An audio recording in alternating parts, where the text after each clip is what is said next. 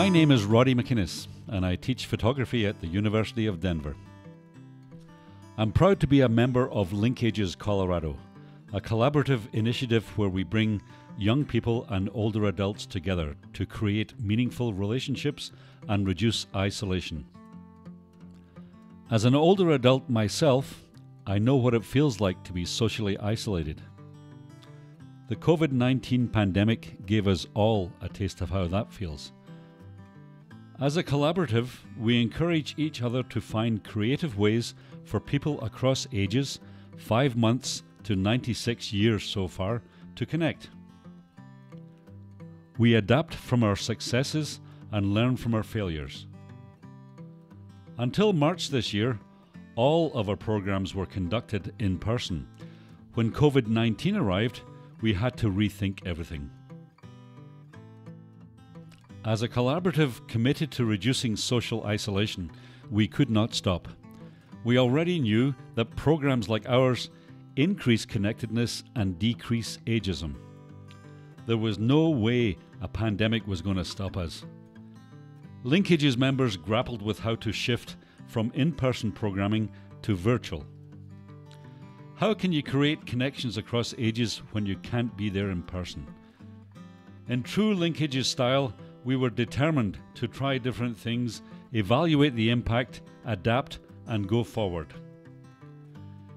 This is the story of 2 LinkAGES programs from the spring of 2020 and how they responded to the pandemic. First, let me tell you about Wish of a Lifetime. Their aim is to make wishes and life-enriching experiences come true for deserving older adults. Special Programs Director Jared Bloomfield discusses their program in the spring of 2020 and how they moved from in-person to virtual. So we were incredibly proud of our Passage of Heroes program, which was the first intergenerational program between students and older adults that was bound to Washington, D.C. to end a 4-part program that was really meant to grow intergenerational connection. Unfortunately, the pandemic hit in April, which was a couple events shy of the program ending. But after the first 2 events, we saw such incredible bonding, relationships, joking, love between older adults and students that we were honestly heartbroken, and we were pretty desperate after the pandemic hit and we realized that we were going to have to move this program remote. But what we found when we moved the program remote and had 6 weeks where students were able to provide companionship calls to their older adult partner, Zoom video calls, letters, video messages, was that the connection stayed the same. And this was so surprising to us and so heartening. Older adults and students continued to find joy and purpose in getting to know one another and building a relationship. I think as difficult as the pandemic was, this example proves the strength of intergenerational relationships. And I think if you talk to either student or senior about the most meaningful part of this horrible year, they would reflect on Passage of Heroes. We did have some things in common, but it's our differences that I noticed that brought us together so well. One was a natural born leader. One of them was kind of on the quiet side, and just I think our personalities really gelled really well. I'm not from a military family. My grandpa served for a small amount of time, so did my uncle, but I wasn't very involved in it. I didn't really know much about it, and so I think it was a really good learning experience for me, and to kind of learn more about what war is like today and what war was like when my veteran was in the war. And I think that was really interesting to me, and to learn more about like the courage and the strength it took to be in that position. Other than our grandparents, we don't have a lot of experience and interaction with the older generation and the elderly. And I think they were surprised to hear such positive remarks about it, and that it really was so influential. A lot of young kids don't know how to have conversations with adults. And I was impressed that that they really could carry on a really worthy conversation with me. And I was so impressed, I just was happy as a clam. The importance that all of the veterans brought to the senior seminar students would be to recognize that the elderly still want to engage with younger generations and that we should do more to be in contact with them. I also think that all the veterans should know that we really enjoy hearing their stories and would probably rather them tell us stories than us tell ours, because learning about the past is something that we never got to experience. And I'm proud of that generation of young people. I mean, this program, I'm sure it has touched the lives of people more than you'll ever understand. I mean, I'm 84 years old. They were 18 years old. That's a lot of years difference. And yet I didn't feel a difference with them. I felt very loved and very accepted. And at the University of Denver, doctoral student Ann Walker and myself plan to launch our LinkAGES photography and memory program in April. In our program, we partner undergraduate college students with older adults and use photographs to share stories. Typically, this involves a series of in-person meetings where the students and their senior partners bring a significant family photograph that inspires a story from their life.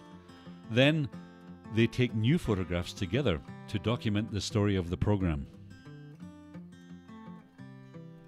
In mid-March, when it became clear that meeting in person was not going to be possible, we quickly assessed the best ways to make this accessible to all the participants. Anne remembers how we adjusted to this new situation. Once the pandemic hit, we thought, oh no, it's over. How are we going to do this? All of our planning was in person. We were going to be meeting in person. That's what we had been doing the past 2 years.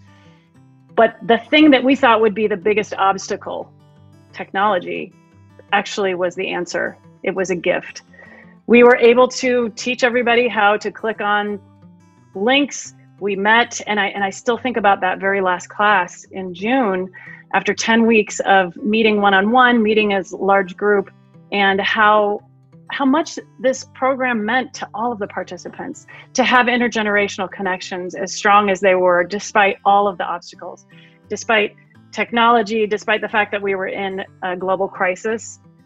We all found friendships, we found connections, and it really, I think it gave me hope, and I think it gave everyone who participated hope that we are much more resilient than we once thought we were.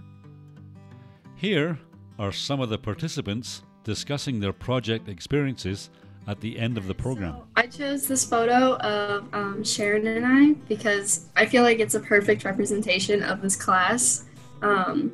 First of all, meeting people we don't know, and then sharing super personal, like, important photos. And then all over a Zoom call, and I like that I have the picture on my phone too. It just makes it more technology based. And I just want to say how appreciative I was, or I am, of being willing to share your stories and answer all my questions about everything. And I learned a lot from our conversations, even though it was just you telling stories about different adventures with your family and your life. And I just really am appreciative of that. I also want to say that I think the ability to transform this class from in class to online in a short period of time is great. Having taught before at a university, I don't know that I would have been able to handle it. So congratulations, Anne and Roddy, to getting this done. Despite all our lives being upended, LinkAGES members continue to move forward, creating ways for youth and older adults to connect, and through their friendships, overcome isolation. I remember walking into the Denver Art Museum for the photography and memory event and seeing and feeling the energy of the ages as everyone looked at photographs and read stories. Listening to Rebecca describe the first activity of the very first LinkAGES pilot, where an impromptu piano and singing session erupted, all after talking about food. Hearing Jared speak excitedly about that January 16th event between the veterans and the Golden High School students, and feeling my heart race, because that magic, that's it. That's the magic.